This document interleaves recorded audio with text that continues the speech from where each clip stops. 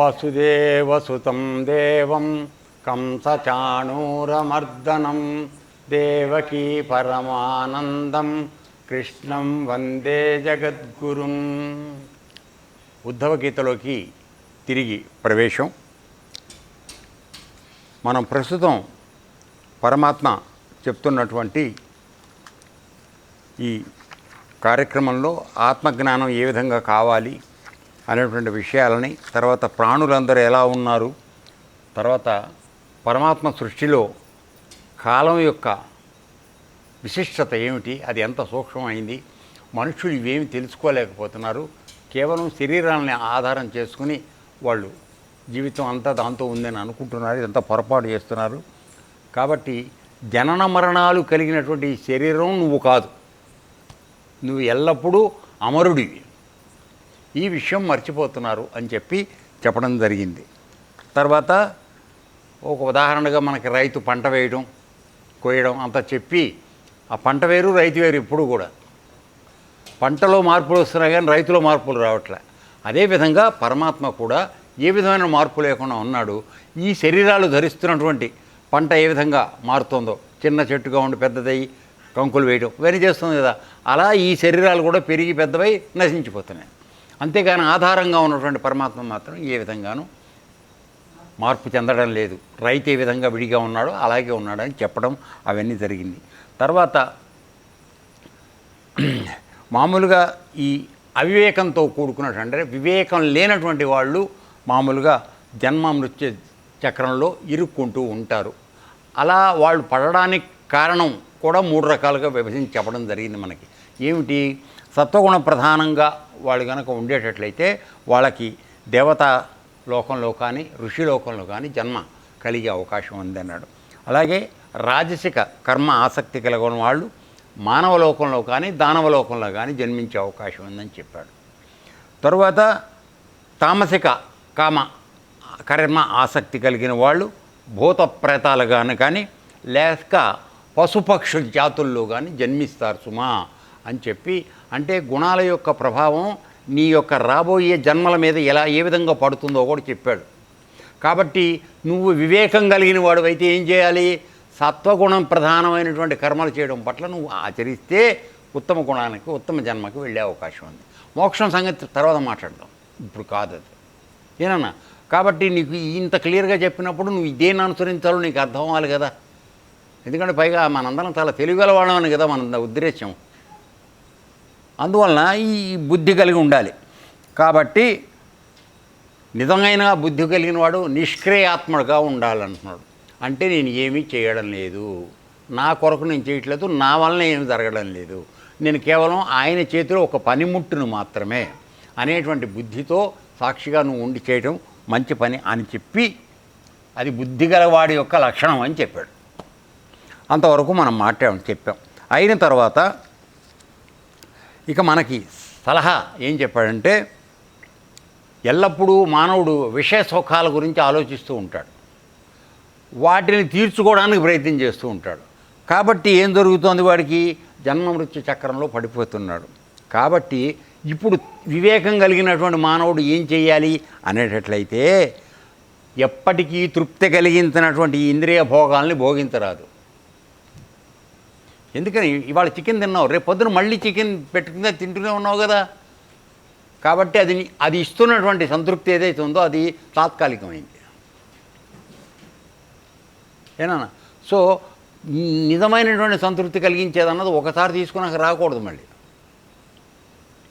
So కాబట్టి ఇవన్నీ అసద్భూతాలు, అంటే అబద్ధమైనవి, ఇవి మంచివి కావు. తర్వాత ఇంకోటి పతన హేతువులు, అంటే నిన్ను నాశనం చేసేటువంటి వాటికి ఇవి మూల కారణాలు. ఏం నుంచి నాశనం చేస్తున్నారు? నువ్వు పరమాత్మ వైపు ప్రయాణం చేయడానికి వెళ్ళవలసిన తోవలోంచి నేను కిందకి లాగి జన్మముక్తి చక్రంలో తిప్పేటువంటి పరిస్థితి అయిపోతుందని చెప్తున్నాడు.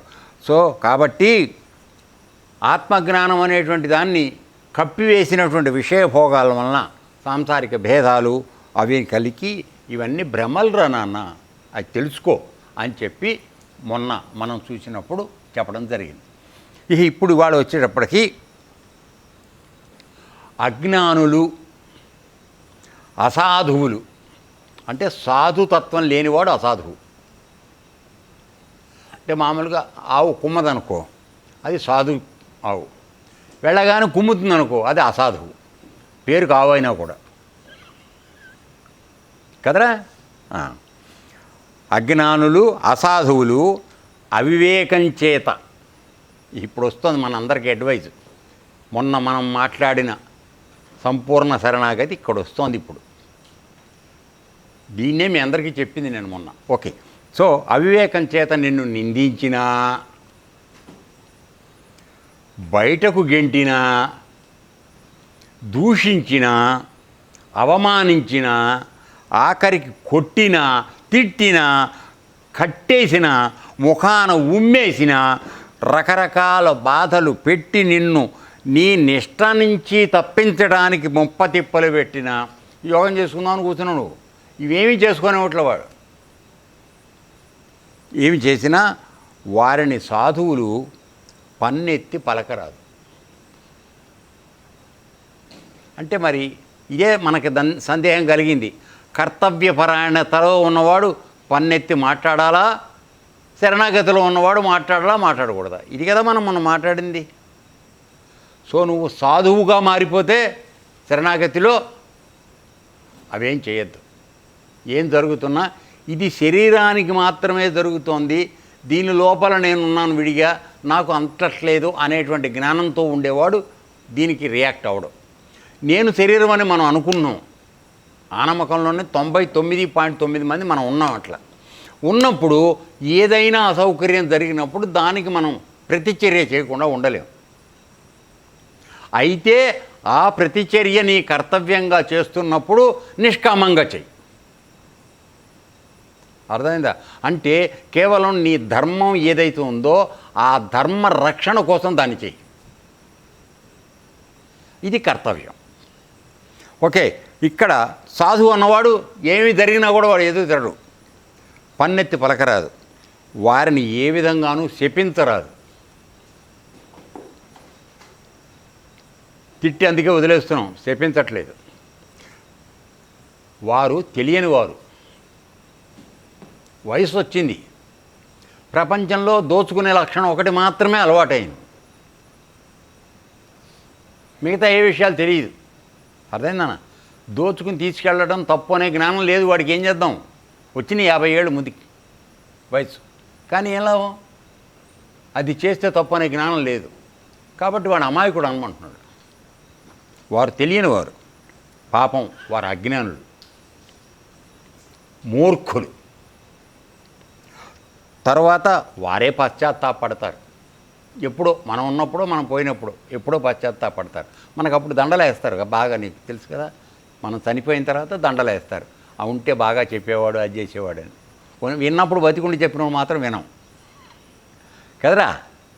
ఓకే, వారికి పరమార్థం గురించి ఏమీ తెలియదు. దేవుడు ఉన్నాడని చెప్తే నమ్మకం, అది ఆడెక్కడున్నాడు అనే పరిస్థితికి వెళ్ళిపోతుంటాం.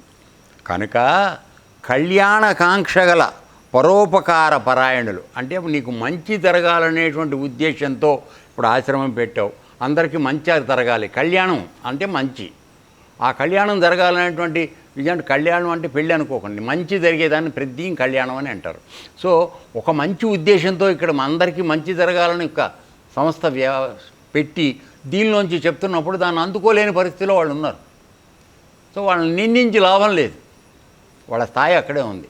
అదే మీకు ఇందాక నేను మొన్న చెప్పినప్పుడు కూడా చెప్పింది. కింద ఎల్కేజీలో ఉన్నవాడిని తీసుకెళ్ళి బీఎస్ క్లాస్ సంగతి మాట్లాడితే మనకు అందుకోలేడు. అది జరుగుతోంది. తర్వాత కళ్యాణకాంక్ష గల పరోపకార పరాయణులు వారిని బాహ్యమైన కఠిన సాధనల వల్ల కాక, ఇప్పుడు మేము కొంతవరకు ఆ తప్పు మేము చేస్తున్నాం ఇక్కడ ఆశ్రమంలో. బాహ్యమైనటువంటి కఠిన సాధనలు, తెల్లారుదామని లెమ్మంటున్నావు కదేమ్మా, ఉల్లి వెల్లుల్లి తినద్దంటున్నావు, మాంసాహారం వద్దంటున్నావు, మందు తాగొద్దంటున్నావు. ఇవి కఠినమైనటువంటి సాధనలే. అది ఇక్కడ వినండి, నువ్వు పూర్తిగా సాధువు కాదు, అది గుర్తు. వాళ్ళనేమనుకో, వాళ్ళు ఎప్పుడు స్పెషల్ క్లాసే. అర్థమైందా? కాక సాధువులు ఓర్పు నేర్పుల ద్వారా వారిలో ఆంతరంగిక మార్పులు తెచ్చి జ్ఞానవంతులు చేయాలి. సరే, ఇది ఎప్పుడు చెప్పబడింది? ఇది శ్రీకృష్ణుల వారి సమయంలో, జీవితకాలంలో, అనగా సుమారుగా 6000 సంవత్సరాల క్రితం. ఇప్పుడు దీన్ని మనం అనుసరిద్దామా?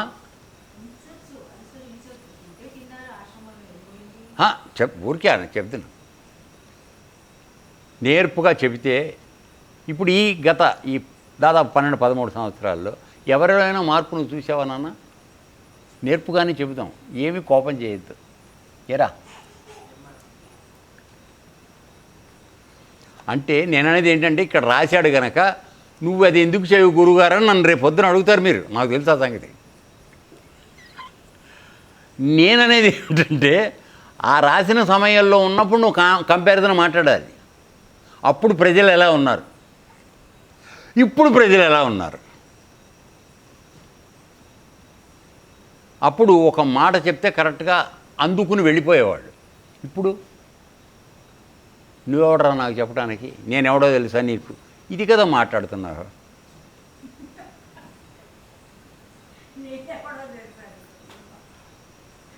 సో మారిన సమయాన్ని బట్టి, మనుషుల మనస్తత్వాన్ని బట్టి మనం కూడా చెయ్యాలా అక్కర్లేదు అనేది పెద్ద క్వశ్చన్ మార్కు. అది మనం వదిలేద్దాం, మన వల్ల కాదు, మనం దాని పరిష్కారం చేయలేం.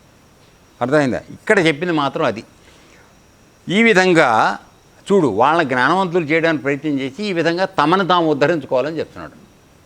సో ఇప్పుడు ఇవన్నీ చెప్పడం దేనికి? యాక్చువల్గా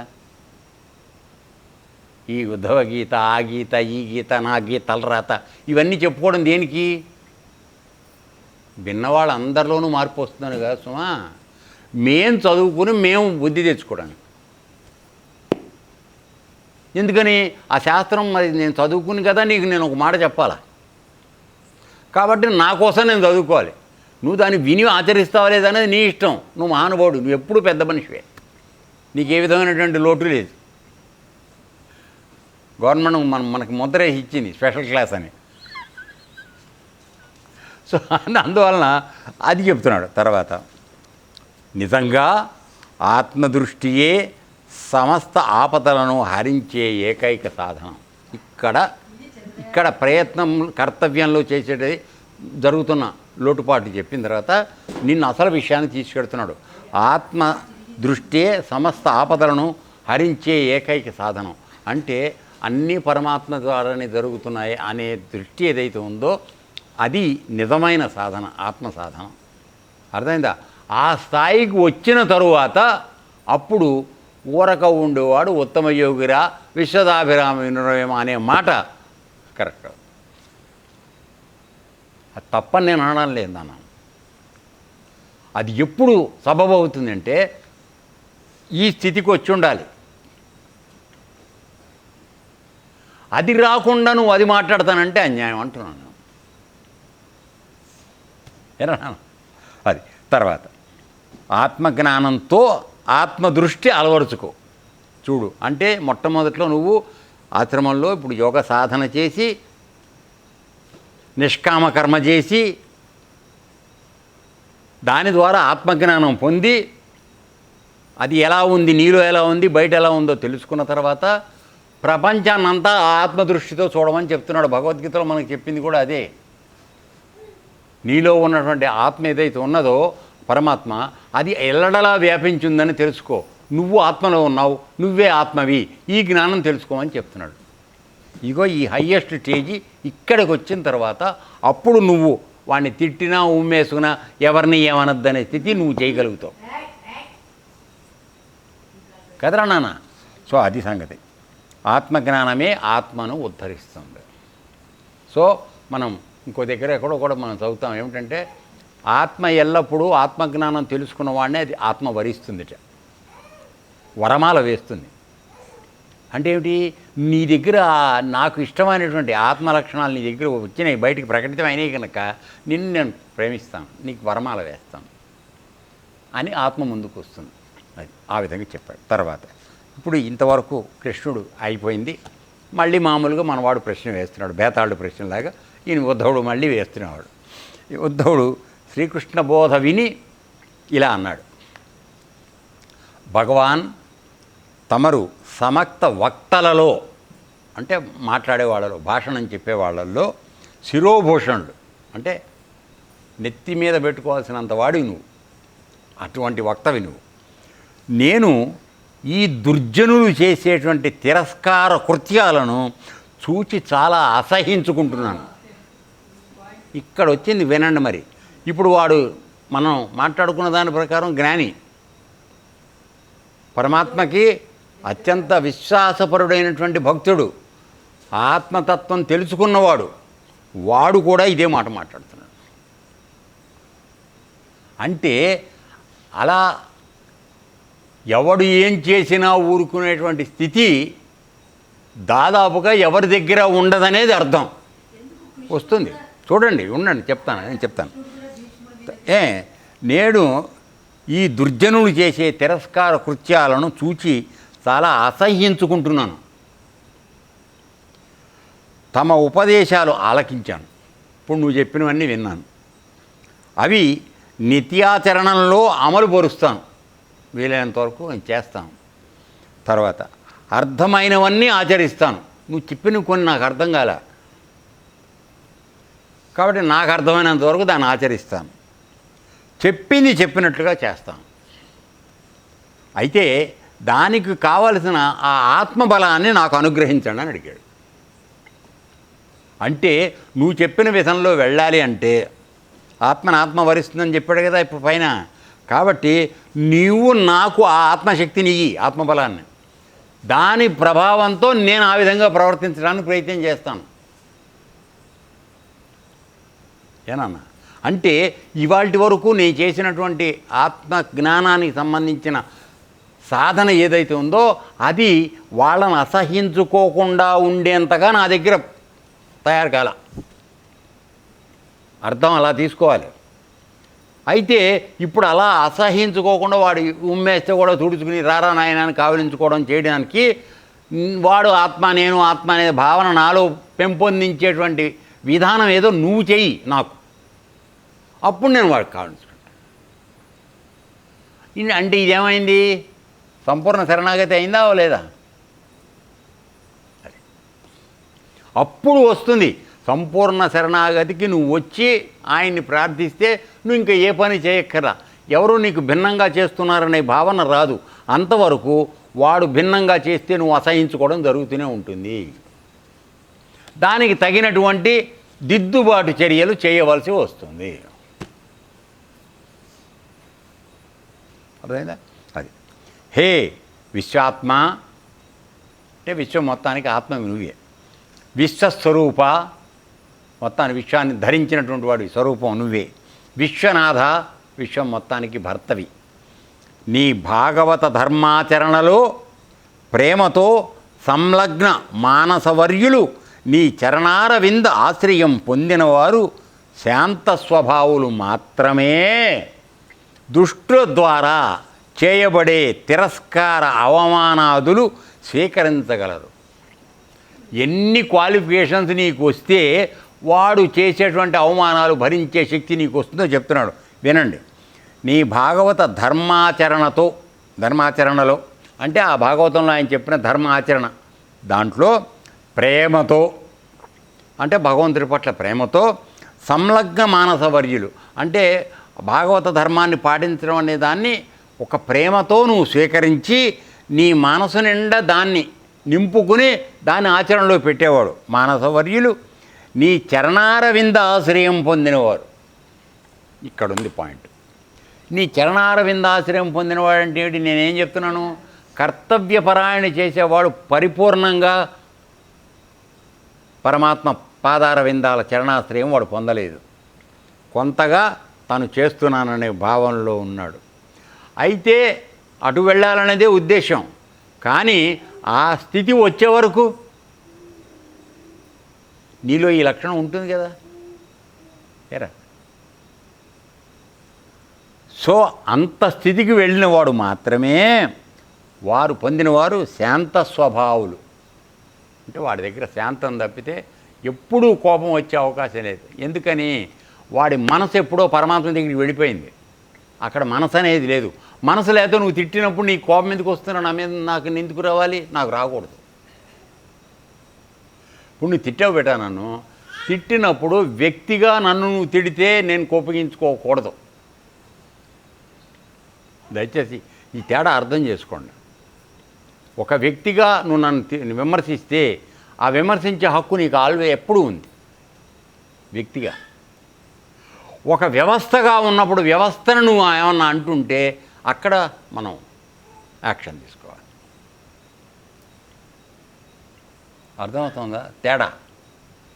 అక్కడ కర్తవ్యపరాయణతం వస్తుంది. ఓకే,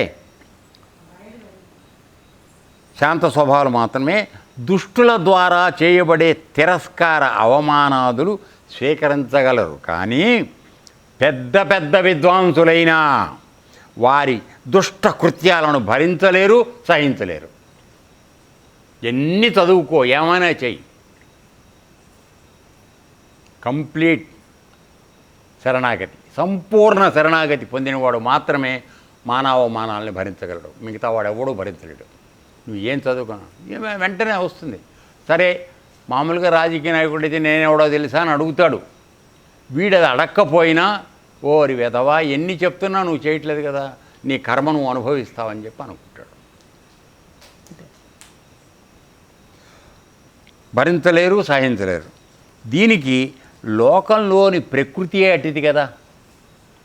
దీనికి కారణం ఏంటి? నువ్వు నేను కాదు కారణం, ప్రకృతి. ప్రకృతిలోనే రకరకాల పంచభూతాలు ఉన్నాయి. ఆ పంచభూతాల కలయికతో అవన్నీ సరిగా ఉంటే నువ్వు సరిగా ఉంటున్నావు. అర్థమైందన్నా? సపోజ్ ఈ పంచభూతాల యొక్క తేడా వచ్చింది. ఇప్పుడు మనకందరికీ ప్రపంచం అంతా ఏమిటి? జలప్రళయం వస్తోంది. కొద్ది రోజులు ఆగండి, ఇంకా వస్తుంది జలప్రళయం. ఎందుకు చెప్తున్నానంటే మహానుభావులు చెప్తున్నారు, ఈ దేశంలో ప్రపంచంలో పెరిగిపోయిన పాపాన్ని అరికట్టాలంటే ఈ విధంగా ముంచేయాలి, కొంతమందిని వెళ్ళిపోవాలి.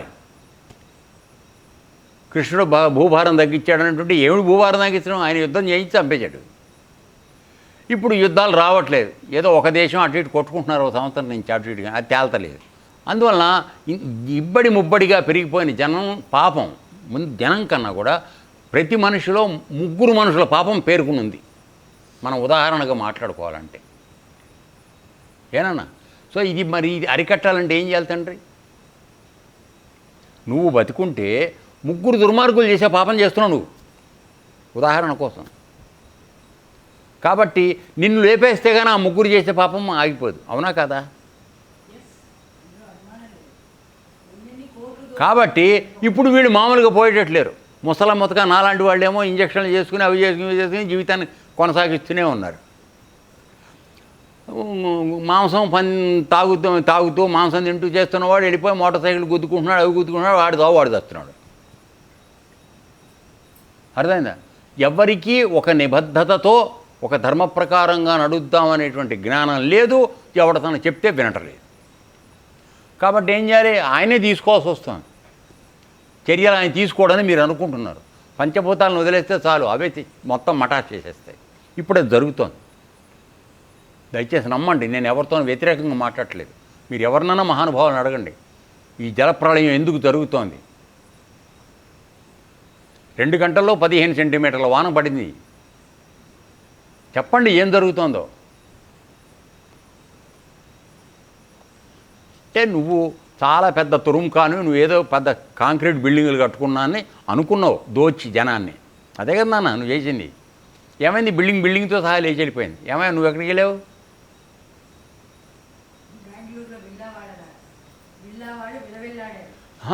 బిల్లాలు కొనుక్కున్నారు బెంగళూరులో, ఒక్కొక్కటే 5 కోట్లు 6 కోట్లు పెట్టి.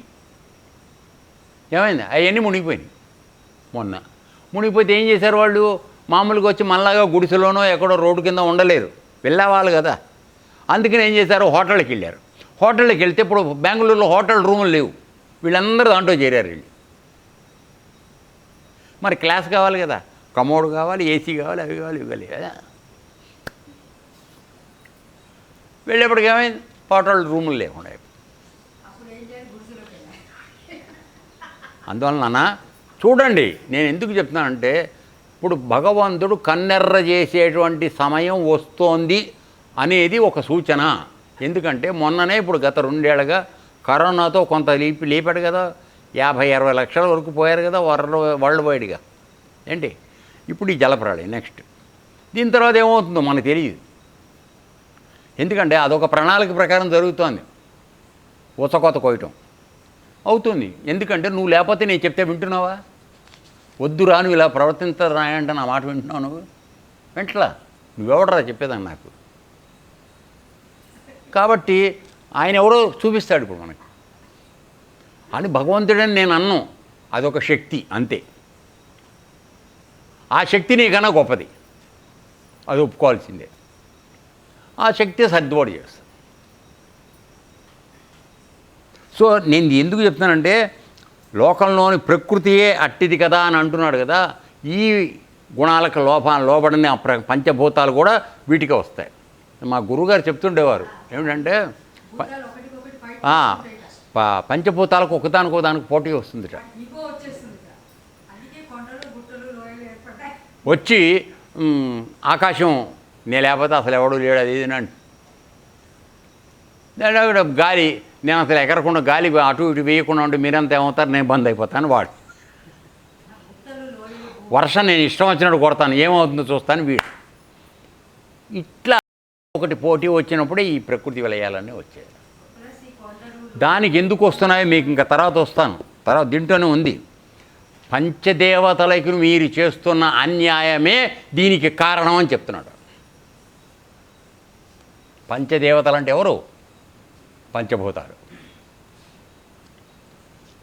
ఆలోచించండి, మనం ఒక పంచభూతానికి దేనికైనా మనం గౌరవం చూపిస్తున్నామా? రోజు వాటి సహాయంతో బతుకుతున్నాం. ఎక్కడైనా కనీస కృతజ్ఞత మనం చూపిస్తున్నామా?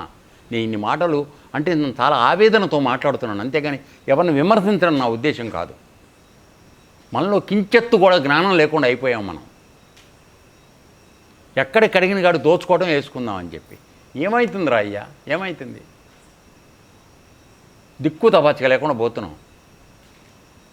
ఏమైంది? మనం కోట్లు కూడబెట్టినవన్నీ ఏమైనాయి? ఏముండవు. అది. సో అందుకని ప్రకృతి స్వభావంగా ఇవన్నీ జరుగుతున్నాయని చెప్పాడు. ఆ ప్రకృతి అలా ప్రవర్తించడానికి వీలుగా నీ ప్రవర్తన ఉంది. వాటిని గౌరవంగా చూసావరన్నానా ఎప్పుడైనా? లేదు. సో అదనమాట. సరే, అయిపోయింది. ఇప్పుడు మనం మాట్లాడుకుంటున్న విషయం ఏదైతే ఉందో కర్తవ్యపరాయణత, డబ్బులు మామూలుగా సంపాదించడం, చివరికి సంపూర్ణ శరణాగతికి వెళ్ళటం, దాన్ని ఉదహరించేటువంటి ఒక పెద్ద కథ ఉంది. ఇది మళ్ళీ మధ్యలో మనకు అనుమానం వస్తుంది కదా, ఎంతసేపు కృష్ణుడు ఉద్ధవుడే మాట్లాడుతున్నారని అనుకుంటారని మధ్యలో మన సుఖబ్రహ్మ పరీక్షణ మహారాజుకి చెప్తున్నాడు అనేది మళ్ళీ కలుపుతూ ఉంటాడు. మనం మర్చిపోతాం కదా, మనది అందరూ ఏమనుకున్నాం, కృష్ణుడు చెప్తున్నాడు ఉద్ధవుడు వింటున్నాడు. అసలు అది కాదు పాయింట్. అసలు దీన్ని చెప్తోంది ఎవరు? సుఖ మహర్షి పరీక్షణ మహారాజు చెప్తున్నాడు. ఆయనకి ఎందుకు చెప్తున్నాడు? వారం రోజుల్లో పాము కోరి చచ్చిపోతామని ఆయనకి శాపం ఉంది. ఈ లోపుగా ఆయన ఉద్ధరించడానికి ఆయన ప్రయత్నం చేస్తున్నాడు. అందులో చెప్పుకొస్తున్నది. ఓకేనా? సరే, ఇప్పుడు ఒక బ్రాహ్మణుడి చరిత్ర వస్తుంది. సుఖ మహర్షి పురాణ ప్రవచనం ఇలా సాగిస్తున్నాడు. ఓ పరీక్షణ్ మహారాజా, వాస్తవంగా భగవత్ కథలే వీణులకు విందు. నువ్వు ఎప్పుడూ సంతోషపడాలి, సంతృప్తిగా ఉండాలంటే భగవంతుడి కథ విన్నప్పుడు నీకు సంతృప్తి ఉండాలి. మన కళ్ళు అంటుకోకూడదు భగవంతుడి కథ వినేటప్పుడు, కదరా? ఓకే, అవే ప్రేమప్రదాలు, ముక్తిదాయకాలు. అంటే ప్రేమప్రదమైంది అంటే అర్థం ఏమిటంటే మనలో ప్రేమ అనేది పెళ్ళుబికాలంటే భగవంతుడి కథలు వినాలి. ఎందుకని? ఆయన ఏ పని చేసినా అత్యంత ప్రేమతో, మానవాళి పట్ల ప్రేమతో చేస్తాడు.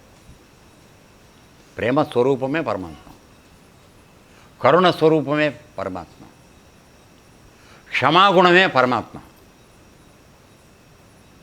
అర్థమైనా? ఇన్ని సుగుణాలు ఆయన దగ్గర ఉన్నాయి. కాబట్టి భగవంతుడి యొక్క కథలు వినడానికి నీకు ఎప్పుడైతే ఆసక్తి కలుగుతోందో, విన్న తర్వాత అనుకోకుండా అనుశ్చితంగా నీకు సంతత ధారాపతంగా కంటెమ్మటి నీళ్లు కారుతున్నాయో అప్పుడు నువ్వు భగవంతుడి కథల్లో నిమగ్నమైనట్టుగా గుర్తు. అర్థమైందా? అది కాకుండా అదేదో నడుస్తుందిలే అనే ఉద్దేశంలో నువ్వు ఉన్నావు అనుకో, నీ మనసు అక్కడ లగ్నం కాల. అది గుర్తు.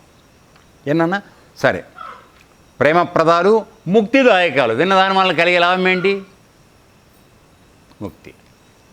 భగవద్గీతలో ఏం చెప్తాడు? ఒరే నేను చెప్పే ఈ సాధన అంతా చేయరా, గుణాలు మార్చుకోరా, యోగ సాధన చేయరా, నీకు ఇచ్చే ఫలితం ఏంటిరా? నా దగ్గర తీసుకెళ్ళి పెట్టుకుంటారా, నా పరమధామంలో నేను అట్టే పెట్టుకుంటానరా, నువ్వు మళ్ళీ జన్మకి వెళ్ళాల్సిన అవసరం లేకుండా అని చెప్తాడు.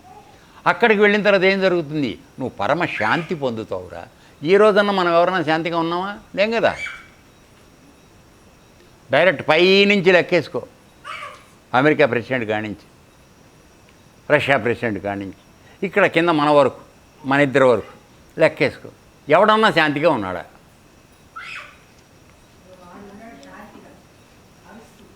సో అశాంతి. సో భగవంతుడి ఈ ఉన్నప్పుడు, ఆ కథ విన్నప్పుడు నీకు శాంతిగా ఉండాలి నువ్వు. అది. సో ప్రేమపద ఉద్ధవుడిని అభ్యర్థన విని, ఇప్పుడు మళ్ళీ ఆ టచ్ ఇచ్చేసి మళ్ళీ కథలోకి వస్తున్నాడు. ఉద్ధవుడి అభ్యర్థన విని అంటే ఇందాక ఏం చెప్పాడు వాడు? అయ్యా నువ్వు చెప్పిందంతా నాకు చేతనైనంతవరకు చేస్తాను అని చెప్పాడు కదా కృష్ణుడికి. అభ్యర్థన విని భగవానుడు అతని సంప్రశ్నకు ఇలా సమాధానం చెప్పదొడిగాడు. ఇందాక వాడు ఏమన్నాడు? నువ్వు చెప్పినట్టు చేస్తాను, అర్థమైనవన్నీ ఆచరిస్తాను, నాకు ఆత్మబలం ప్రసాదించండి అని అడిగాడు. అంటే నేను నీ తోవలో వెళ్ళాలంటే నా దగ్గర ఉన్నటువంటి ఆత్మబలం సరిపోవట్లా, కసా పైన నాకు ఎడిషనల్గా ఫోర్స్ కొట్టు, అది నువ్వు చేస్తే కానీ నేను ఆ తోవలో వెళ్ళలేకపోతున్నాను అని చెప్పాడు. సో దానికి ఇప్పుడు కృష్ణుడు చెప్తున్నాడు అనమాట. శ్రీకృష్ణ భగవానుడు ఈ విధంగా వివరిస్తున్నాడు.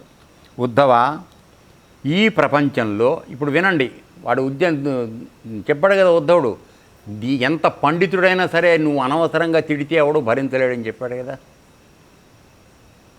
నీ మార్గంలో ఉంచి శాంతాన్ని స్వభావంగా మార్చుకుని నీ చరణాల మీద నమ్ముకున్నవాడు తప్ప ఇంకెవడు చెయ్యలేడు అని చెప్పాడు కదా.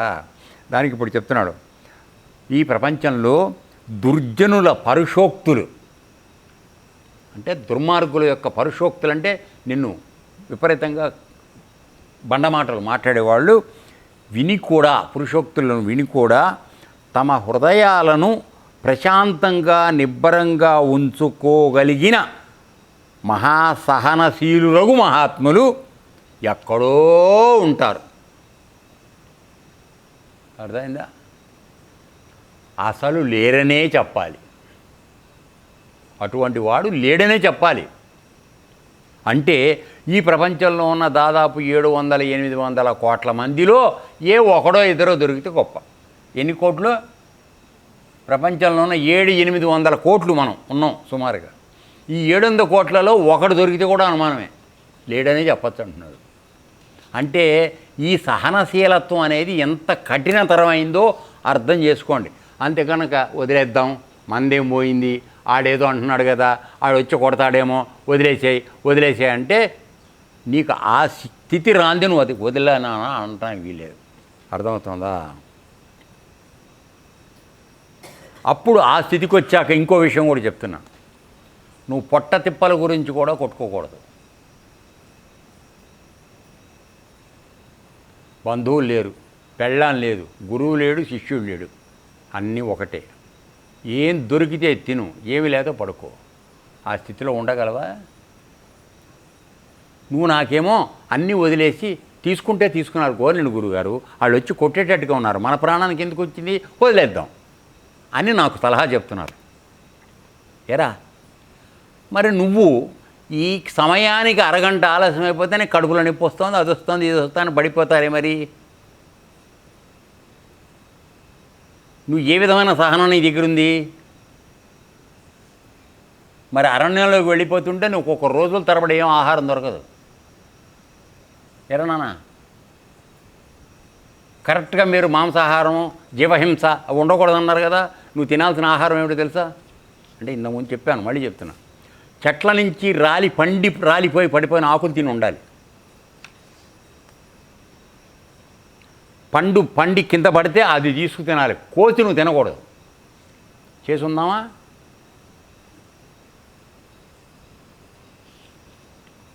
ఎందుకంటే నేను ఎందుకు విమర్శించడం కాదు. మనం ఏంటంటే మనకున్న సౌకర్యాలు, కంఫర్ట్ జోన్ అంటాం మనం, మనకున్న సౌకర్యాలను ఏమాత్రం వెంట్రుక వాసి కూడా తగ్గించుకోకుండా పక్కోడికి సలహా చెప్పడంలో మాత్రం మంచి హిమాలయాలంత ఎత్తుకు మనం చెప్తున్నాం సమాజం. ఏది నీది కాదు కనుక. నీదైతే పాక్కుంటూ దేక్కుంటూ వెళ్ళైనా సరే దాన్ని ఆపుకుంటావు. ఈ నటన ఎందుకు రాయ్యా? ఎక్కడ నిజాయితీ లేదా మనకి? అర్థమవుతుంది బిడ్డ. చేసేది నిజాయితీ చేయండి, ఏదైనా సరే. అబద్ధాలు ఆడటం, దొంగ వేషాలు వేయటం అందరికీ వచ్చు. నీ దగ్గర నువ్వేనా స్పెషలిస్ట్? నాకు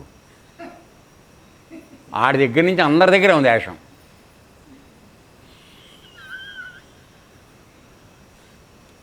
అర్థమైందా? నీ ఎవరిని మోసం చేద్దాం నీ యాక్షన్ అంతా. ఆశ్రమంలో అదైపోయింది ఇదైపోయింది ఇలా డ్యాన్స్ వద్దు. ఉన్నదేదో నిజాయితీగా ఉండండి. తప్పు అయితే తప్పైందని చెప్పండి, నో ప్రాబ్లం. నిన్నెవడో తప్పు అనుకోడు. సరిదిద్దుకోవడానికి ప్రయత్నం చేయొద్దు, అబద్ధం ఆడటానికి ప్రయత్నం చేయొద్దు. ఈ మాత్రపు నిజాయితీ మన దగ్గర లేకుండా మనం పెద్ద పెద్ద విషయాలను ఎట్ట మాట్లాడతాం రా నాన్న? దయచేసి ఆలోచించండి. ఎవరిని విమర్శ కాదు ఇది, ఆత్మవిమర్శ కోసం చెప్తున్నాను. ఎందుకంటే మనందరం ఆత్మజ్ఞానం కావాలని అడుగుతున్నాం కదా, ఆత్మ సాక్షాత్కారం కావాలనుకుంటున్నాం కదా. మరి అన్నప్పుడు మనం ఆత్మవిమర్శ చేసుకోవాలి కదా. మనలో తప్పే ఉందో మనం తెలుసుకోవాలక్కర్లేదండి. అంతే, దానికోసం. సరేనా? ఓకే. కాబట్టి ఇప్పుడు ఏమిటంటే ఇంకా కథలోకి రాలేదు. మహాత్ములు ఎందరూ ఉంటారు, అసలు లేరనే చెప్పాలి అన్నాడు. మనుష్య హృదయం మర్మభేద వచనాలతో కలుక్కు అనిన దుష్టులు దుర్మార్గులు పలికే మర్మాంతక వచనాలు బాణాలు చేసే గాయాలంతా బాధించి ఉండవు. చూసావా ఎక్కడికి తీసుకెళ్ళాడు అంటే, ఈ వెధవలు మాట్లాడేటువంటి దుర్జనుడు మాట్లాడే మాటలు ఏవైతే ఉన్నాయో అవి ఒక బాణం వేసి కొడితే అయ్యే గాయం కన్నా కూడా బలమైనవి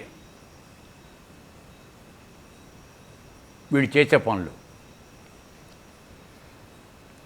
ఈ విషయంలో పూర్వులు ఒక ఇతిహాసం వెల్లడిస్తారు అని చెప్పి ఇప్పుడు ఆ బ్రాహ్మణుడు కథకి ఆయన వెడుతున్నాడు.